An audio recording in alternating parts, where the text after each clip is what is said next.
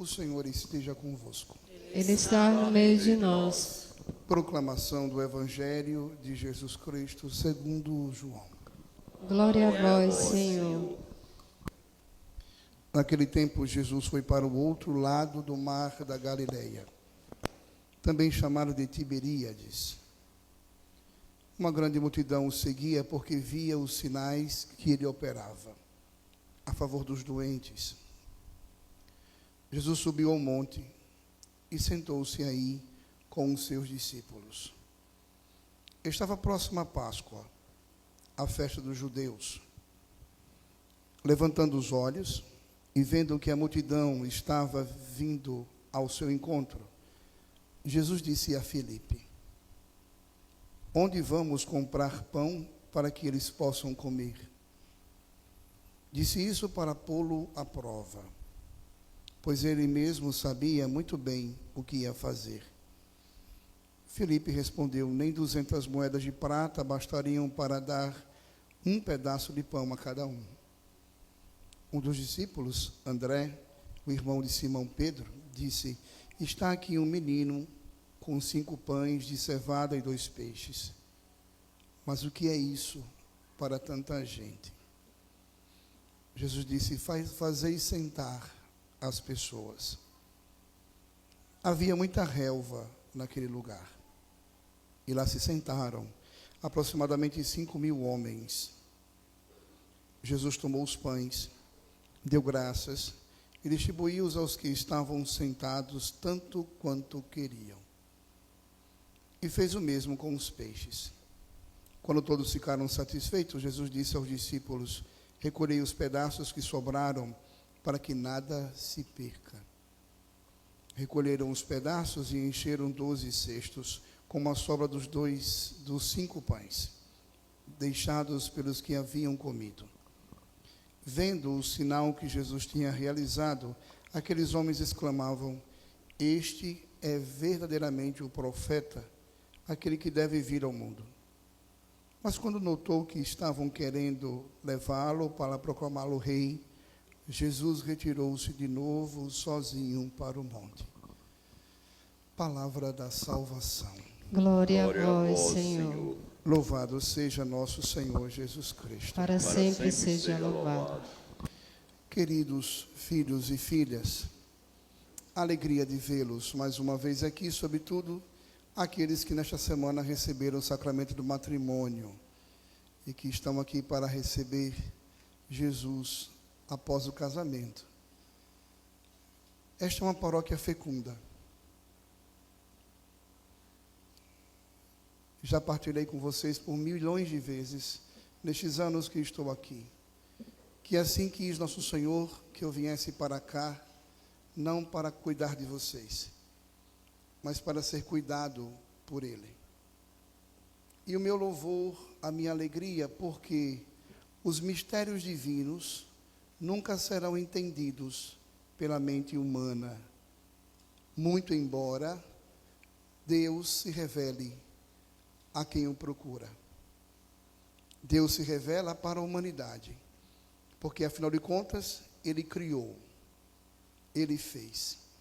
E tudo no cosmos, tudo na criação tem suas divinas mãos, tem o seu sopro.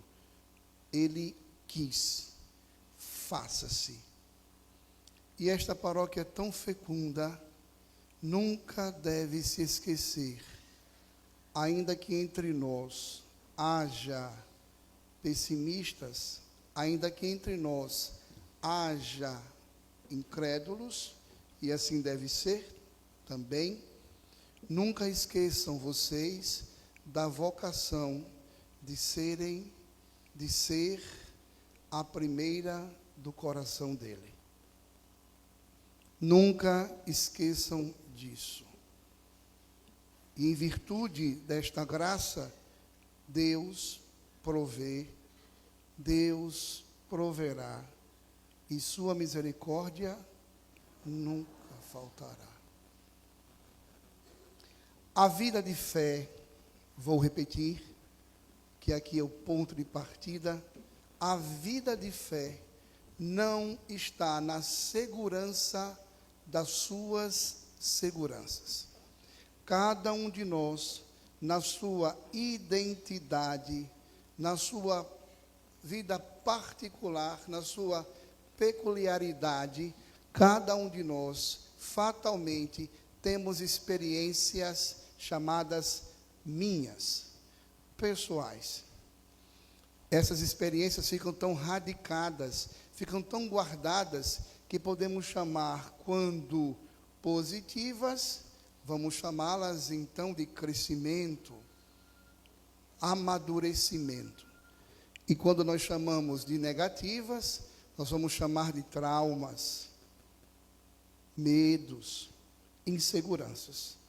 Mas todos nós aqui, na nossa individualidade, e talvez seja aí a grande problemática, porque quando Deus quer agir na minha vida, na sua vida, e desculpe fazer essa comparação, como que um bom cavalheiro, como um homem gentil, Deus, Ele espera que você o entenda. Ele poderia muito bem, num start, num estalo, num trovão, num relâmpago, nos fulminar. Mas na sua condescendência, Ele me espera e espera você.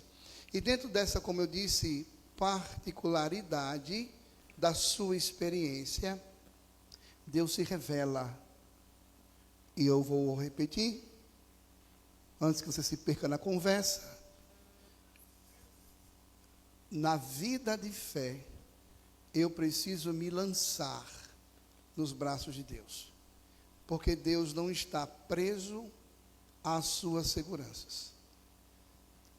Há um exercício, portanto, racional, intelectual, sensorial, existencial, em que você deve aprender que Deus provê, Deus proverá, e a sua misericórdia.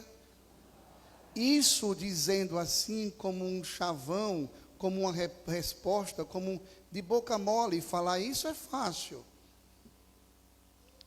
É necessário que hoje nós avancemos e nós entendamos que a divina providência, que é a ação de Deus sobre a sua criação, Deus que na sua bondade eterna nunca deixará que nós fiquemos sozinhos, abandonados.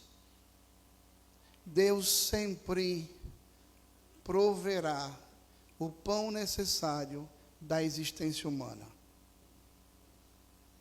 Poderemos ler este evangelho, já que estou convidando você a um ato de fé. Poderíamos muito bem nesse evangelho fazer uma leitura apenas quantitativa, qualitativa, ou até mesmo sustentável, dessa ação de Cristo que dá pão e comida para os que o seguem. É muito mais do que isso. Na ordem da criação, da existência humana, na sua e na minha, nas suas seguranças, nas suas certezas, é hora de romper essas suas falsas seguranças.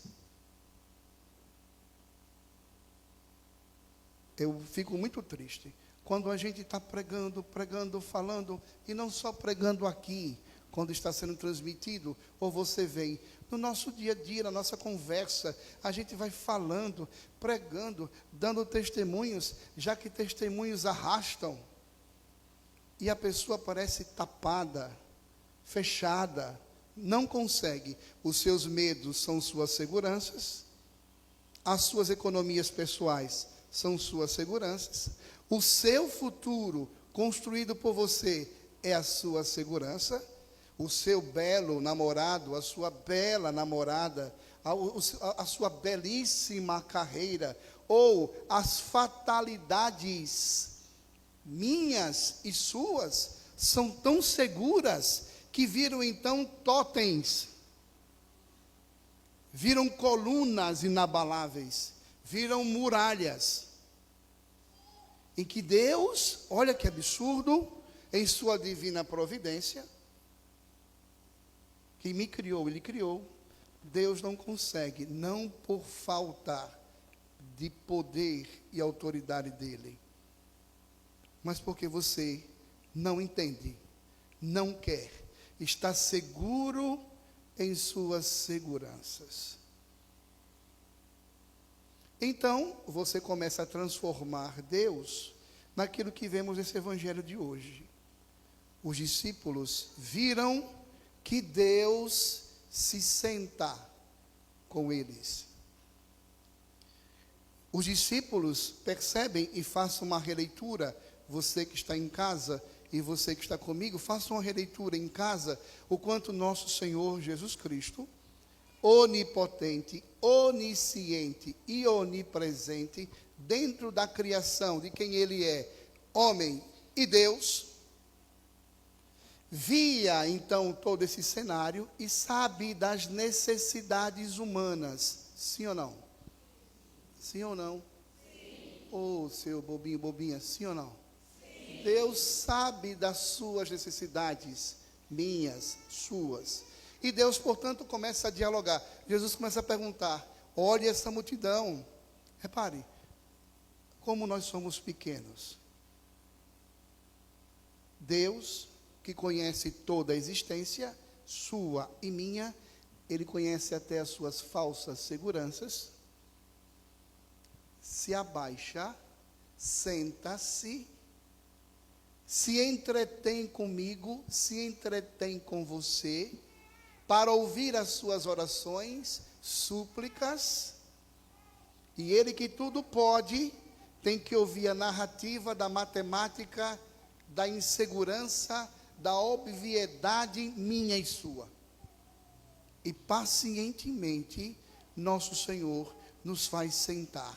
Eu preciso que hoje, meu filho, minha filha, para seguir o Senhor, eu tenho que ouvir a sua voz, entender os seus pensamentos e me sentar. Sentar significa não esperar passivamente. Eu estou aqui, quero lhe ouvir, dou-lhe atenção. Eis-me aqui. Você está confiante que esse banco não vai cair? Ou vai? Vai cair não? Olha, eu passei esparadrapo essa semana e tudo aí, está colado de durex. Mas você sentou. Confia que essa cadeira sua aí não vai abrir, né? Eu já estou na fase de colocar 10 cadeiras para sentar já. Sei lá, né? Sentar-se é muito mais do que ocupar um lugar. Sentar-se diante de Deus é parar e saber que Ele me dá segurança. É no projeto dEle que a minha existência ganhará alimento, fecundidade. Aparece um detalhe muito bonito aqui no Evangelho de hoje, que uma relva, veja, uma relva, uma graminha, quando ele chega, tudo novo começa a brotar. A minha história e a sua história, tão segura, tão certa, tão convicta, nossas pastorais e movimentos, tão certos, orgânicos. Você, com a sua convicção, que eu participar de movimento e pastoral, para quê? Está bom aqui, está ótimo. A sua vida, de ladeira abaixo, está ótima, está bonita, parabéns, isso que é vida. É necessário que você hoje entenda que apesar das suas certezas, nosso Senhor é a única certeza. E é necessário que na sua soberba, porque nós somos soberbos com Deus, sim ou não? Somos. Perguntar a Deus se Ele pode fazer isso, já é uma soberba. querer de Deus coisas, quando Ele nos deu o bem maior dele, Jesus Cristo? Uma soberba. Ou até mesmo você ficar do seu jeito. Passam-se anos, passam-se séculos, se bem que você não consegue passar um século, né? E é o mesmo. Faz tudo do seu jeito. Diminui, minimiza o poder de Deus, como esses tolinhos de hoje no Evangelho fizeram. Mas tantos pães, nós não temos. Pode comprar o dinheiro que tiver, não vamos conseguir alimentar. Ele estava falando com quem? Com Jesus. Olha, eu passaria horas partilhando o quanto muitas vezes chamam a igreja da senhora rica, da senhora feudal. Os que não vivem a vida da divina providência, os que não se sentaram com Ele, com Deus, os que não entendem os mistérios divinos, se arvoram em sua soberba em dizer que nós somos a senhora rica, que nós temos um intento.